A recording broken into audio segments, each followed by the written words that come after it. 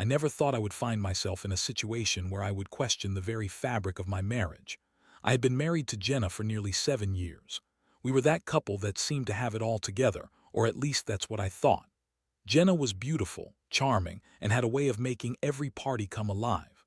I was the reserved guy who quietly admired her from the sidelines. But the cracks started to appear in our perfect little world long before I knew the truth. At first, it was subtle. Jenna had become distant, spending more time on her phone than usual. I chalked it up to her being busy with work or perhaps some new social media trend she was following. I wanted to trust her, but my gut was telling me something different. I remember the first time I noticed her slipping away. She came home late from a brunch with friends, her excuses felt rehearsed, and when I asked her about it, she snapped at me. "Why do you have to be so suspicious? You should trust me." Those words echoed in my mind, and I tried to brush away the doubts. But then there were the late-night texts. I would see her looking down at her phone and smiling coyly as if she had a delightful secret that she didn't want to share. I became increasingly uneasy. I would ask her about her day, and each time her answers felt vague and scripted. She spoke more about her personal shopper, a guy named Shane, than anything else. I didn't think much of it at first. What's wrong with a personal shopper? But I couldn't shake those feelings of disconnection. The moment everything changed was a Friday night which started like any other. Jenna had a dinner meeting, and I planned on staying home, catching up on some shows. But as I watched TV, I felt an odd urge to check in on her. I grabbed my phone to text her, but something stopped me. Instead, I opened her Instagram.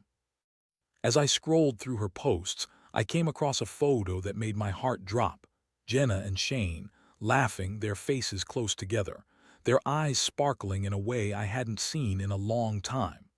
The caption read something innocuous, but I could feel the thud of betrayal in my chest. I barely remember the next few minutes, just the cold grip of disbelief around my throat. How could she do this to me? I closed my phone, my hands trembling as anger mixed with confusion. I had to confront her. I didn't know how I would manage it, but I knew that the facade she had woven around us was unraveling fast. When Jenna came home, I felt the tension in the room thicken like fog. She walked in, and I could tell she was expecting another dull evening. But I was done being the quiet husband. I went for it. "We need to talk," I said, my voice steadier than I felt. The look on her face shifted from curiosity to something else, fear, guilt. I couldn't tell. I asked her about Shane, wanting to hear her excuses fall from her lips. She laughed it off, that bitchy laugh I had grown to despise. "You're being ridiculous. It's just shopping. What's the big deal?" But I pressed on, not letting her dismiss my concerns. That's when she finally slipped. "Okay, maybe he's just a friend," she said, eyes avoiding mine. "But it's not what you think." Her voice became frantic, as if she was trying to convince herself. The excuses flowed. "We've become close because he understands fashion better than you do." Each explanation felt like a dagger twisting in my heart. I confronted her directly. "Are you sleeping with him?" I had to know. Her silence spoke volumes, and it felt like the floor dropped out from beneath me. She finally stammered, "It's complicated." The betrayal hit harder than anything I could have imagined. The woman I loved had become a stranger, one who lied with ease. I felt fury rising inside me, but something else was there too, a deep sadness. I had to process everything. How could the woman I married, who once professed her love for me, betray me like this? The emotional turmoil was indescribable. I went to bed that night, thoughts racing, feeling like I was in some kind of nightmare. How could I have been so blind? I lay there, staring at the ceiling, wrestling with my thoughts. I was angry, yes, but I was also heartbroken. I felt lost and utterly betrayed. It was time to make a decision about how to move forward. This was the beginning of my journey toward reclaiming my life, but I wasn't sure how to do it just yet. All I knew was that the man I was before had vanished, and the road ahead would be long and filled with choices I never thought I'd have to make. The next few days were a haze. I avoided Jenna, and the tension between us was palpable. She tried to act as if everything was fine, but I saw through her facade. I could feel her eyes on me, waiting for me to break the silence, but I wasn't ready. I kept reliving the confrontation over and over in my head, trying to make sense of her betrayal. It felt like a bad movie that I couldn't escape from. I spent my days at work, moving like a ghost through the motions. My colleagues had no idea that my world had crumbled. I faked smiles and engaged in small talk, but inside I was a storm of emotions. I remember one evening in the break room when a coworker, Tim, caught me staring blankly out the window. "You good, man?" he asked. I shrugged. "Just thinking." He nodded, clearly sensing that I was okay. That night, Jenna tried to initiate a conversation about our relationship. I didn't want to hear it. I couldn't trust her words. I couldn't shake the feeling that she was still hiding something. So I decided to take matters into my own hands. If she thought she could keep me in the dark while she gallivanted around with Shane, she was wrong. I needed to gather evidence, facts that would help me make sense of everything and figure out my next steps. I started with her phone. I know it feels invasive, but desperate times call for desperate measures. She had left it on the kitchen counter while she took a shower. My heart raced as I picked it up, wondering how far I was willing to go with this. I unlocked her phone, and there it was, a treasure trove of messages from Shane. The exchanges were flirtatious, filled with inside jokes and emojis that made me want to throw the phone against the wall. But what struck me most was the tone. It was intimate, a language designed for lovers, not friends. I felt the heat rise in my cheeks and a wave of nausea washed over me. I couldn't believe this was happening to me. After the shower, Jenna walked into the room and I panicked, quickly returning her phone to its rightful place. She didn't seem to notice anything was amiss, but I was on high alert. I needed a plan, a strategy to confront her with undeniable proof. It felt like I was in a game of chess, and I had to be a step ahead if I wanted to win. The next day, I decided to follow her. I know it sounds extreme, but I felt I had no other choice. I had to see for myself what was really going on. I took a day off from work, claiming I was feeling unwell. I parked across the street from our apartment and waited.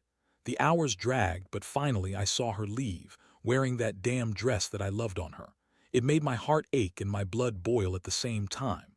I followed her at a distance, my mind racing. My stomach dropped when she pulled into a nice cafe downtown.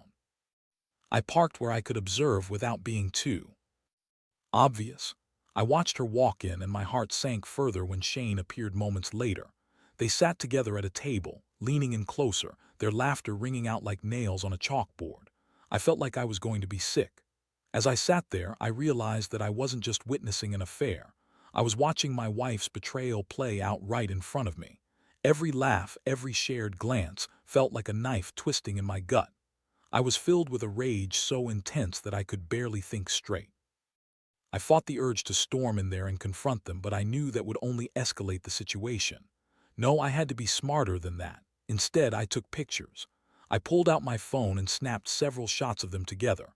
I wanted proof, something tangible I could use against her when the time came for confrontation. I didn't care how this would affect her. I wanted her to feel the weight of her betrayal. Once I had enough evidence, I left the cafe, my mind swirling with anger and hurt. I drove around for a while, just to clear my head. I felt like a stranger in my own life. The man I was had been replaced by this new version of myself, one who was fueled by pain and the desire for revenge. I wanted to ensure that Jenna understood the gravity of what she had done. When I finally returned home, Jenna was already there, casually flipping through a magazine. I felt a rush of adrenaline as I approached her, now armed with the truth. She smiled at me, that same smile that used to melt my heart, but it only made me feel more repulsed. I was ready to face her again, to demand answers and to make her understand the consequences of her actions. "Who's Shane?" I asked, my voice steady but laced with anger. Her smile faltered, and I could see the panic in her eyes. "What do you mean?" she asked, her voice too high-pitched. I took a deep breath. "I saw you at the cafe. You two looked really cozy." The look on her face told me everything I needed to know. She was cornered.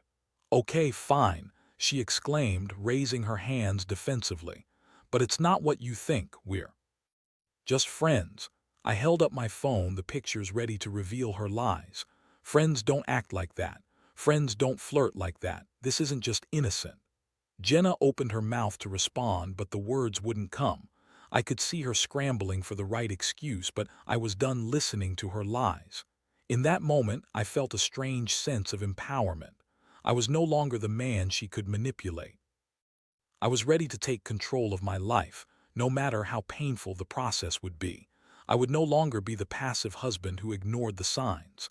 I was a man scorned and ready to fight for my dignity. This was my turning point. No more lying down and taking it. I was going to show Jenna the strength I had within me. I didn't know what the future held, but I knew one thing. I wouldn't be the one left standing in the shadows anymore. The confrontation had left me feeling both exhilarated and shattered. Jenna's face, a mix of anger and confusion, was burned into my memory. I felt like I was standing on the precipice of something monumental, but I still wasn't sure what that something was. The reality of our situation weighed heavily on my shoulders. I had turned into this person I never thought I would be, a man driven by betrayal and revenge, desperate to reclaim my dignity. Over the next few days, my mind oscillated between anger and sorrow. I kept replaying the confrontation in my head, dissecting every moment as if it held the key to my next move. Jenna tried talking to me, but her words felt hollow. "Can we just talk about this like adults?" she would say, but I was not in a place to have rational discussions. I was too consumed with the emotions swirling within me. Yet, amidst the chaos, something stirred inside me. I began to realize that I had the power to craft my narrative. I started to channel my energy into personal growth. I signed up for a gym membership and set a routine. I wanted to transform not just my wardrobe, which had become stale and uninspired, but my entire self. I was determined to become the best version of myself, without Jenna. I remember one particular evening.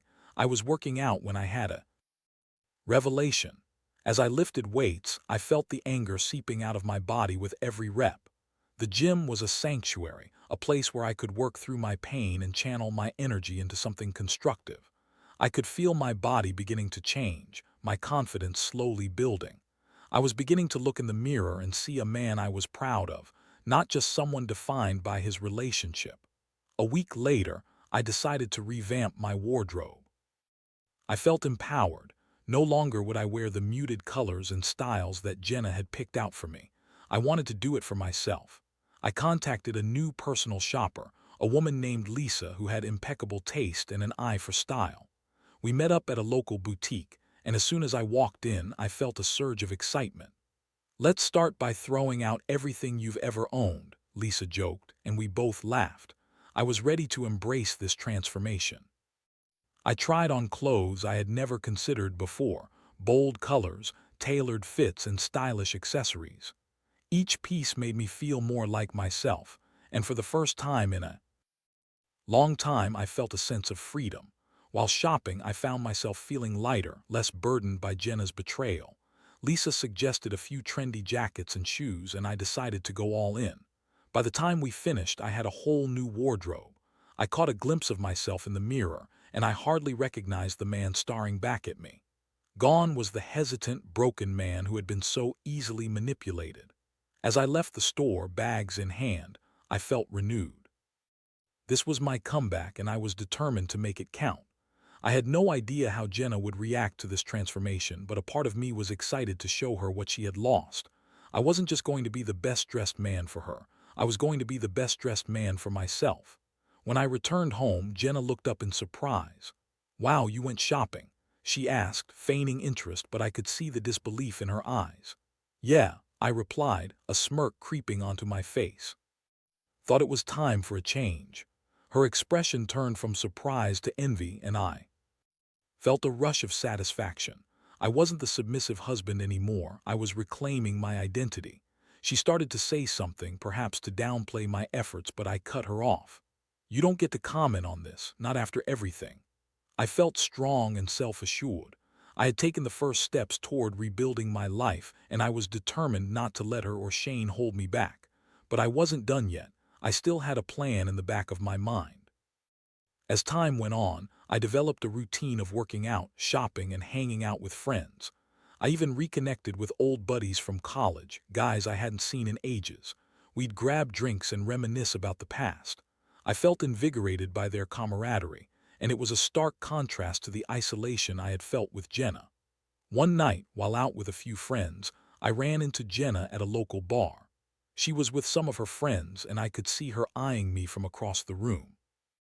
I could feel her confusion and maybe even jealousy as she watched me interact with my friends. I was laughing, genuinely, enjoying myself, and I could see the realization dawning on her. She had lost the man who had been so compliant, so willing to overlook her flaws. I walked over to her table, my confidence radiating. "Hey, Jenna," I said with a casual smile, "looking good." She stared at me, momentarily at a loss for words. "You too," she finally managed to say, but her voice lacked enthusiasm. "Things are different now," I said, leaning against the wall casually. "I'm focusing on myself." I could see the gears turning in her mind as she processed my words. I had taken control of my narrative, and it was clear she didn't know how to react. I felt a rush of satisfaction as I watched her squirm under my newfound confidence. This was what I had wanted, to show her that I could thrive without her. But it wasn't just about revenge. It was about reclaiming my self-worth. I wanted her to see what she had lost, and at that moment, I realized that I was no longer a victim in this story. I was the main character, and I was ready to write my own ending. As I left the bar that night, I felt a sense of pride and accomplishment. I had moved beyond betrayal and hurt. I was emerging as a stronger, more confident version of myself. And while I didn't know what the future held, I knew that I was ready to take it on, whatever it may be. The weeks rolled on, and I delved deeper into my transformation. I had thrown myself into this new lifestyle with fervor. My workouts became a daily ritual, and I embraced the camaraderie of my friends wholeheartedly. I found joy in the simplest things: a walk in the park, late-night gaming sessions, and the thrill of meeting new people. I was no longer the man who wore the shadows of my wife's betrayal. I was stepping into the light, and it felt freeing. But while I was moving forward, Jenna remained a constant presence in my mind. I was aware of her attempts to reach out, casual texts and phone calls that felt like she was testing the waters.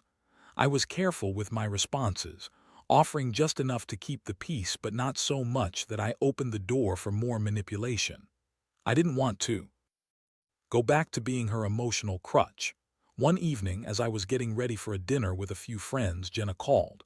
I hesitated before answering, but curiosity got the better of me. "Hey," I said, trying to keep my tone neutral. "Hey, I was just wondering if you wanted to grab dinner sometime," she asked, her voice overly cheerful. I could practically hear the desperation beneath her facade. "Why would I want to have dinner with you, Jenna?" There was a pause, and then she stumbled over her words.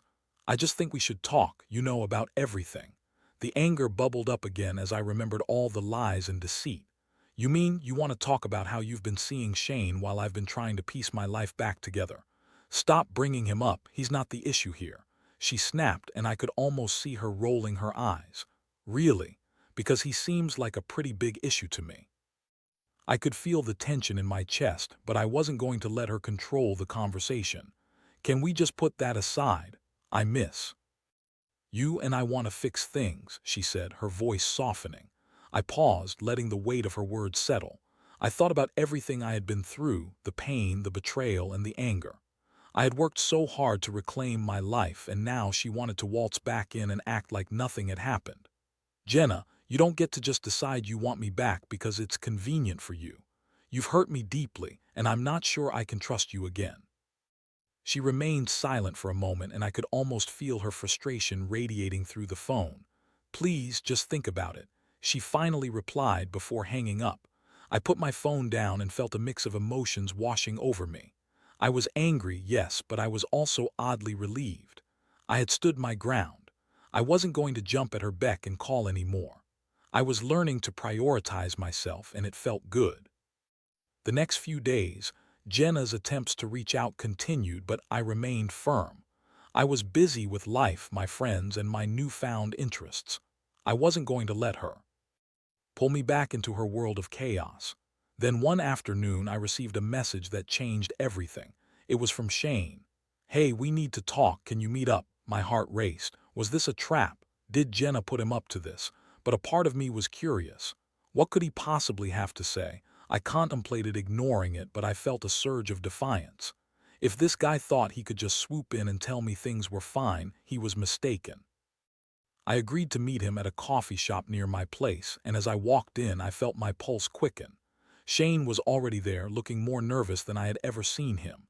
He wore a casual shirt and jeans, but I could tell he was trying to appear calm. "Hey," he said, looking slightly taken aback by my appearance. I could see the surprise flicker in his eyes as they scanned my new wardrobe. "Let's cut to the chase, shall we?" I said, taking a seat across from him. "What do you want?" He swallowed hard and leaned forward. "Look, I know this isn't easy. I don't want any trouble, but I think you deserve to know the truth." I raised an eyebrow, the adrenaline coursing through me. "And what truth would that be?" He hesitated, then spoke. "Jenna and I started seeing each other while you two were still together, but it wasn't what you think. I didn't know about you at first. She made it seem like you were just some guy she was stringing along." I felt a flush of anger rise within me. "So she lied to you too? Why should I believe anything you say?" "I'm not looking to make excuses," he replied. "I genuinely care about her, but I never intended to hurt you. When I found out she was married, I was taken aback. I didn't know how serious it was until I got deeper into this." "Right, and now you want me to believe you're the good guy?" I shot back. "It's not about that," he said, raising his hands defensively. "I want to end this, and I think she needs to make a choice. I'm sure she's been leading you both on, but I don't want to be part of it anymore." I sat back, absorbing his words. Part of me wanted to lash out, but another part understood the complexity of the situation. I had been where he was, manipulated and deceived, but I was done being anyone's pawn. "What do you propose?" I asked, my tone icy. "I think you should confront her again. She needs to decide what she truly wants. I don't want to be the reason for any more hurt," he said, looking genuinely remorseful. I weighed his words carefully. It was a gamble, but maybe confronting Jenna again would bring the clarity I needed. I needed to solidify my position and make sure she understood that I was no longer going to play the fool. "Fine," I replied, feeling a renewed sense of purpose. "I'll talk to her again, but don't think this is over. I'm not going to let you two play games with my life anymore." As I left the coffee shop, I felt a wave of determination wash over me. I had a plan. I would confront Jenna again, but this time it would be different. I wouldn't just confront her about Shane. I would lay down the law about my boundaries. I was done being the victim, and it was time for both of us to understand the stakes. I would show Jenna the man I had become, the man she lost when she decided to betray me. I was ready for the next chapter, and I was prepared to face whatever came my way. Little did I know, the confrontation ahead would change everything once again. I spent the next few days stewing in anticipation and apprehension. I wasn't just preparing for a conversation. I was gearing up for a showdown. I felt invigorated by the confidence I had built over the past few weeks, but I was also anxious about how Jenna would react to my newfound strength. After all, she had always been the one in control. At least, that was how it had felt throughout our marriage. I decided on a Saturday afternoon to confront her. I wanted to catch her off guard, away from the distractions of work and her social circle. I texted her to meet me at a small park where we used to have picnics, a place that was once filled with happy memories. It felt fitting. For this conversation, it would be a stark reminder of what we had lost. When Jenna arrived, I could see the mix of hope and anxiety on her face. She looked good, dressed in a sundress that hugged her curves, but I was no longer swayed by appearance. I had learned to look beyond the exterior, and now I wanted substance. "Hey," she greeted, her voice too bright, as if trying to dispel the tension that hung between us. "Let's sit," I said, gesturing to a bench beneath a large oak tree. I wanted to create a sense of calm before the storm. As we sat down, I took a deep breath. "I've been thinking a lot about us, about everything that's happened." She nodded, seemingly eager to hear what I had to say. "Me too. I know things have been tense and I want to fix it." I held up my hand, cutting her off. "No, Jenna, you don't get to just gloss over it. You need to understand the impact of your actions." Her expression shifted, and I could see the defensiveness rising. "What do you mean? I've been trying to talk to you about this." "Trying isn't enough. You lied to me. You betrayed my trust with Shane, and now you want to act like everything is fine." I could feel my pulse quickening, but I fought to stay composed. "I made a mistake," she said, her voice shaky as she reached for my hand. I pulled it away, not wanting her touch to soften my resolve. I don't care about your excuses. You used me as a fallback while you were chasing something you thought was better. You need to acknowledge what you did and you need to make a choice. She frowned, her brow furrowing. What do you mean, make a choice? I talked to Shane, I stated bluntly. The surprise on her face was almost comical. He wants out. He understands the mess you've created and he's not interested in being part of this drama anymore. Jenna's face flushed with anger. You talked to him. Why would you do that? Because I'm tired of being in the dark. I deserve to know what's going on, and I need to hear it from you. Maybe if you weren't so quick to judge, you'd see that I'm trying to make things work. She slammed back, her voice rising. Make things work by lying, by stringing us both along. I leaned in closer, the heat of my anger pushing me forward. You need to decide what you want and you need to be honest about it. For the first time, I saw the facade crack. The confident, composed woman I had known was giving way to someone raw and vulnerable. She looked away, tears welling in her eyes. I don't know what I want, she admitted. I thought I wanted more excitement, but now I miss you. Miss me? I scoffed. You miss what I gave you, the stability, the affection, the loyalty. You destroyed that, Jenna. You can't come back and expect everything to be as it once was. I know, she cried, her voice breaking.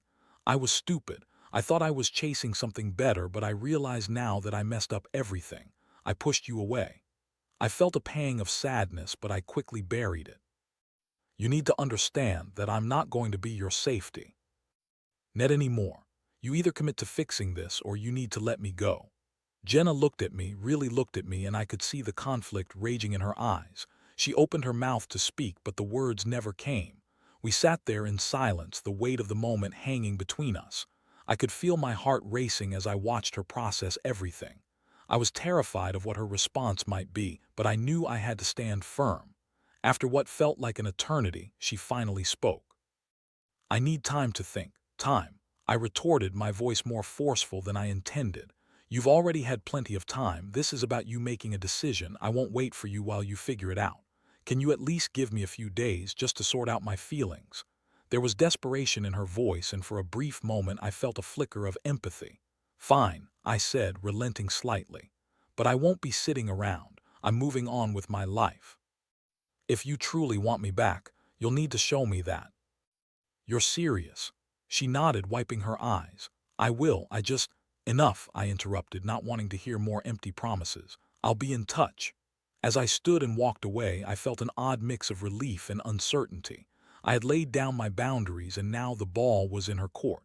This was a turning point and I was ready to face whatever came next. But as I walked away, I couldn't shake the feeling that I had made a mistake.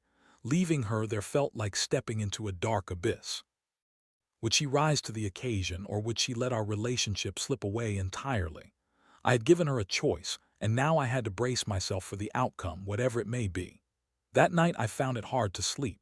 My mind was racing with possibilities, and each time I closed my eyes I saw Jenna's face, her tears, her anger, her desperation. It was a whirlwind of emotion, and I knew the next few days would be crucial. I had to stay strong, focused, and resolute. The future was uncertain, but I was no longer defined by her betrayal. I was reclaiming my identity, and for the first time in a long while I felt like I was on the right path. Whatever Jenna decided, I was ready to face it head-on. The next few days felt like an eternity. I went through my daily routine, but my mind was always on Jenna. Would she reach out? Would she come to her senses and fight for our relationship? Or had she already made her choice? I focused on my workouts, my style, and hanging out with friends, but no matter how hard I tried to distract myself, the uncertainty gnawed at me. Finally, on Friday evening, I received the text I had been waiting for. Can we meet? I've thought a lot about everything. My heart raced as I read it. This was the moment of truth. I felt a mix of anxiety and anticipation as I replied, agreeing to meet at the same park where we had talked before. When I arrived, I found Jenna sitting on the same bench, her expression unreadable. She looked beautiful, her hair cascading down over her shoulders, but the confidence I had seen in her before was absent. As I approached, I could see the tension in her posture, the way she fidgeted with her hands. Hey, she said softly, her voice lacking the usual bravado. Hey, I took a seat next to her, my heart pounding. "So, what's on your mind?" "I've been doing a lot of soul-searching," she began, her eyes darting away from mine. "I've realized that I've taken you for granted and I don't want to lose you." I couldn't help but feel a glimmer of hope. "You say that now, but what about before? What about Shane?" She sighed, running a hand through her hair in frustration. "I'm not proud of what I did. I thought I wanted excitement, but I was stupid. I let my insecurities drive me to make terrible choices. It took losing you to really see how much I value what we had." I listened closely, searching her face for any hint of sincerity. "And what do you want now?" "I want to work on this," she said, meeting my gaze for the first time. "I want to fix what's broken between us. I know it won't be easy, and I don't expect you to forgive me right away, but I'm willing to put in the work." It was a calculated response, but for the first time I felt like she meant it. "What does that look like for you?" I pressed. "I need to prove to you I'm serious. No more lies, no more running away. I want to be transparent and open. I need to take responsibility for my actions." Her words felt different this time, infused with a sense of urgency and sincerity. "I need to see that," I finally said. "I'm not going to jump back into this without knowing that you're committed to change." "I understand," she nodded, tears welling in her eyes. "I'll do whatever it takes to show you that I'm serious. I miss you, I miss us. I want to rebuild our life together." We sat in silence for a moment, the weight of the conversation hanging in the air. I could feel the emotion welling up in me. I had loved this woman once, and despite everything that had happened, it was hard to let go completely. "Okay, but it's going to take time," I said finally. "I won't rush back into something that could hurt me again. Trust takes time to rebuild." "I'm okay with that. I'll be patient," she assured me, her voice steady. "Just give me a chance to show you I can change. I want to prove to you that I can be the partner you deserve." As we sat there, I felt a rush of conflicting emotions. There was a part of me that wanted to forgive her, to hold on to the love we had shared, but there was also the memory of the betrayal that loomed large. I knew this would be a long road ahead, filled with ups and downs, but something inside me felt hopeful. "Let's start with honesty," I said, my tone firm but calm. "I need to know everything, the truth about Shane and what you were feeling. If we're going to rebuild, I need to know where you're coming from." Jenna nodded, her face reflecting resignation and determination. "I will tell you everything. I want us to have a clean slate." As she began to share her feelings, the reasons behind her actions, I listened intently. It was uncomfortable, but it was also necessary. I needed to understand her mindset during those dark moments, and she needed to confront her choices head-on. As the sun began to set, casting a warm glow over the park, I felt a mixture of hope and caution. Maybe this was the beginning of something new, not the same relationship we had before, but a chance to build something stronger, rooted in honesty and commitment. I left the park feeling lighter, knowing that while it wouldn't be easy, it was a step towards healing. I didn't want to rush into reconciliation, but I was willing to explore the possibility of rebuilding our lives together. As I walked away, I reflected on everything I had learned through this process. I had faced betrayal, but I also found strength within myself that I never knew existed.